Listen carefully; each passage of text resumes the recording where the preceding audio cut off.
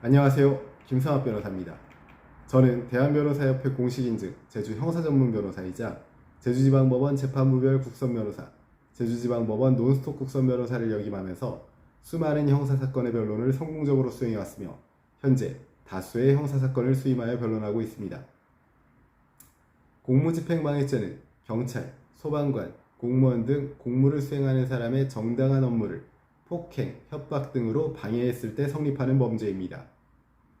술에 취한 상태에서 경찰관에게 폭언을 하거나 단속 과정에서 몸싸움이 벌어지는 등의 상황에서 자주 발생합니다. 문제는 이런 사건이 단순 감정싸움으로 끝나지 않고 형사처벌로 이어져 전과가 남을 수 있다는 점입니다. 특히 공무집행방해죄는 공권력에 대한 저항으로 간주되기 때문에 법원이 엄하게 처벌하는 경향이 있습니다. 따라서 공판 단계에 이르렀다면 이미 기소가 된 상태이므로 더욱 체계적인 방어 전략이 필요합니다. 오늘은 제주 공무집행방해 변호사의 시각에서 공판 단계에서 선처를 이끌어내는 구체적인 방법을 설명드리겠습니다. 우선 공무집행방해죄가 인정되려면 피해 공무원의 행위가 적법한 직무집행이어야 합니다. 즉, 공무원이 법적으로 정당한 절차와 권한에 따라 행동했을 때만 공무집행방해로 인정됩니다. 만약 경찰관이 절차를 어기거나 과잉, 단속, 폭언 등의 부당한 행위를 했다면 이는 적법한 직무집행이라고 보기 어렵습니다. 이 경우 피고인은 공무원의 위법한 행위에 대한 반응이었다는 점을 주장할 수 있고 이는 공무집행방해죄 성립 자체를 부정하는 핵심 논거가 됩니다. 제주 공무집행방해 변호사는 CCTV, 현장 목격자 진술, 단속 경위서 등을 확보해 공무원의 행위가 정당했는지 철저히 검토하는 것이 첫 단계라고 강조하는 입장입니다. 공무집행방해죄는 폭행이나 협박이 있더라도 그 정도가 경미한 경우에는 비교적 선처를 받을 여지가 큽니다. 예를 들어 술에 취해 순간적으로 손을 뿌리치거나 고성으로 항의한 수준이라면 실형보다는 벌금형 또는 집행유예가 선고되는 경우가 많습니다. 하지만 단순히 가벼운 행동이었다고 주장하는 것만으로는 부족합니다.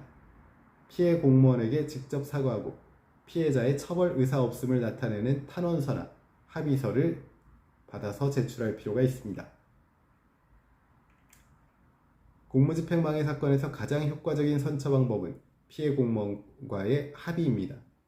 물론 공무원 개인이 직접적인 처벌불원 의사를 표시하기는 쉽지 않지만 일부 사건에서는 진심 어린 사과와 피해 회복 노력을 인정받아 형이 감경된 사례들도 있습니다. 특히 제주 지역처럼 지역사회가 좁고 공무원과 민원인 간의 관계가 장기적으로 이어질 수 있는 곳에서는 성실한 사과와 반성 태도가 큰 영향을 미치게 됩니다. 다음으로 공판 단계에서는 피고인의 태도가 판결에 결정적인 영향을 미칩니다. 진심이 담긴 반성문, 가족이나 지인의 탄원서, 그리고 사회복지활동 등의 자료를 제출하면 법원은 이를 양형에 적극 반영합니다. 특히 단순한 형식의 반성문보다는 당시 상황의 경위, 자신의 잘못에 대한 인식, 재발 방지를 위한 구체적 계획 등을 포함해야 진정성이 인정됩니다.